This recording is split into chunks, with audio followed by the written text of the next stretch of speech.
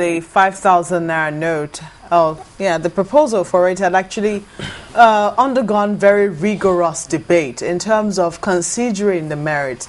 Just on the floor of the House of Representatives, we also saw the chairman of the Committee on Banking Supervision saying that they had actually invited the CBN governor to come and do some explanation. They're proposing a joint hearing with the Senate, even though we don't know if that still stands now. Do you think that the decision was reached rather hurriedly? No, you see, it's very clear. For us, we have told them the mandate is that we are saying no to this. In spite of because before we said no to these issues, we have inputs from stakeholders in this matter. When I mean stakeholders is the Nigerian people are the majority of stakeholders in this matter, because when you bring out any currency, Nigerian people will spend. And of course, they spoke in one voice.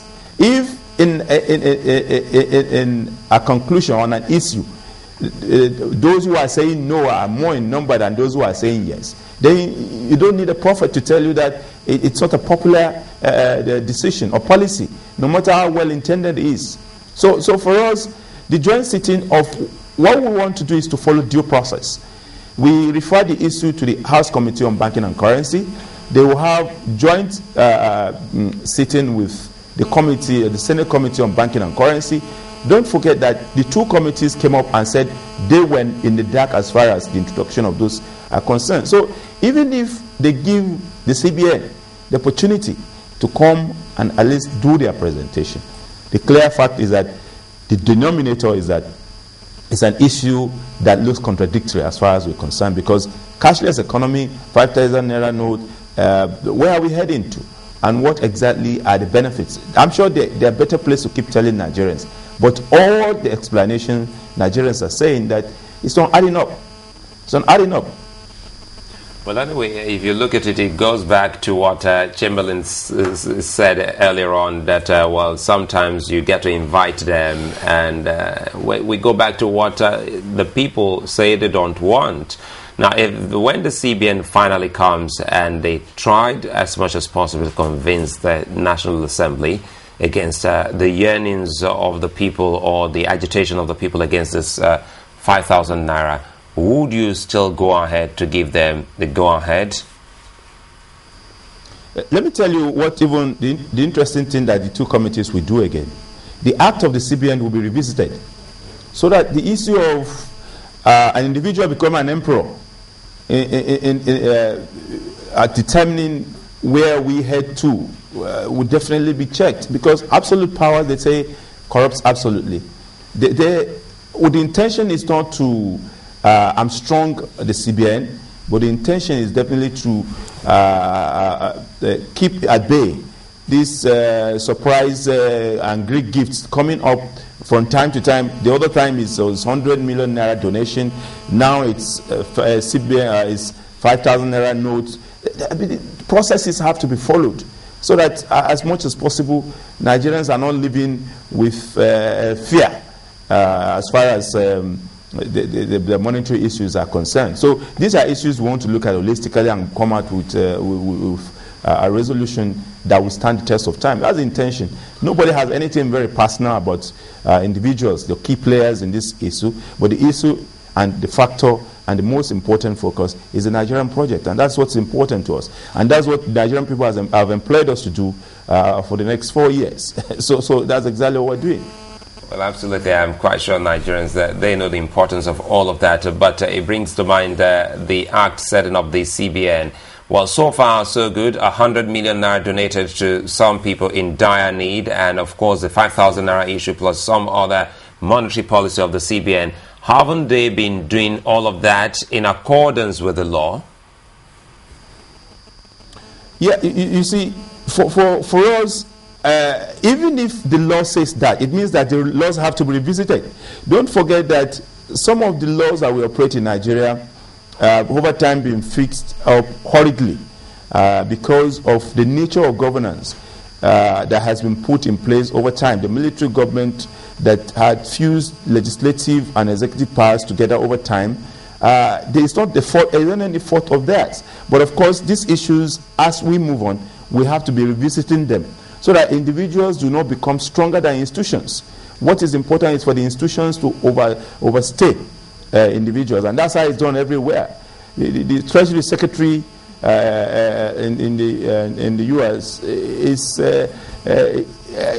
an officer of government, and of course, that office of the Treasury Secretary is an institution that will be protected as jealously as possible, so that monetary policies would be continuous. It will be in continuum, regardless of the key players or the characters that are running the institutions at any point in time. As a leader, have you ever come across situations where the decision you're about to take is not always popular, but sometimes may be very necessary? Yeah, the necessity for every decision in governance is born, it depends on what you want to put forward. But I tell you that any good leader would at least be intended, would as much as possible try to gauge the mood of the people at every point in time. That's the only way you can get exactly what you want. If you want to gauge the people's mood rather the other way, then it means that if you don't listen, you might have the consequences. And though the consequences definitely in leadership are usually very grave, because if you don't listen to them, then of course they will never take you into confidence. They will think that their views are not very necessary. And leadership is a byproduct of followership. So the two must go together. There can't be leadership unless there is followership, and there cannot be good leadership unless the followership are listened to. So these are the issues, and that's exactly my perception of the entire scenario. Well, yeah, they're just going to try and see if they can just replace his piece. But yes, some tweets in the meantime are also coming in. We can remind you to keep them coming through. Sunrise Steady now at channelcv.com. Yeah, you can go ahead. I think it's ready now.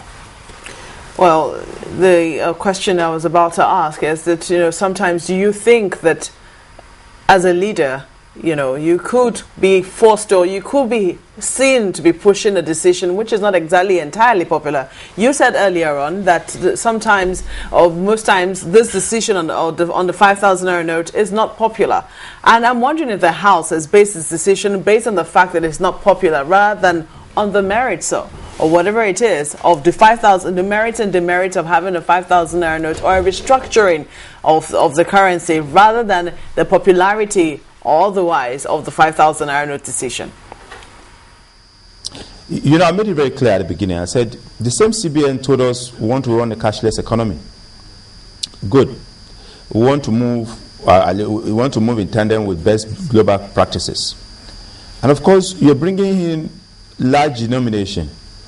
Won't it trigger off inflation? By our intention or our experiences in this country, if you go to the United Kingdom, you spend coins, and of course there are pounds that are coins, and 2 pounds, 1 pound, and all that. But in Nigeria, it's difficult. I don't think those of us in the panel and myself have gone to bank and of course or have transacted with coins over time. But these coins are still in existence. But if we now say, okay, we are moving up the bar to about 5,000 naira, what happens to those notes, those coins?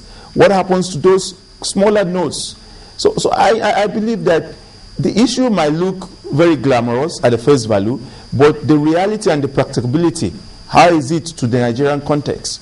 Those are the issues that we're looking at. But I agree with you. Sometimes as a leader, you might want to take a decision which you think is in the best interest, long run, of the people. But it might not be popular at the beginning. But you may not have to strike a balance. But this case is not applicable because we're preaching one thing, we are practicing another thing. These are issues that don't add up. And of course, do we actually need it? Whose agenda are we pursuing? We need to get it very clear, simplistic. And that's what we're saying, that we are Nigerians. These monies are meant for us to spend. But Nigerians, the same Nigerians are saying, sorry, can't we hold on? Let's fix other issues so that we move on. So these are the issues, and I just want you to get it very clear from this perspective. Members of the Senate and of course the House of Representatives are Nigerians. We're representing constituents, and these constituents are saying that please tell these people this is not what we need now, this is what we need. It is our intent, it is our own, it's the burden, the moral burden is on us to come and tell them this is what Nigerians are saying. And that's exactly what we've done.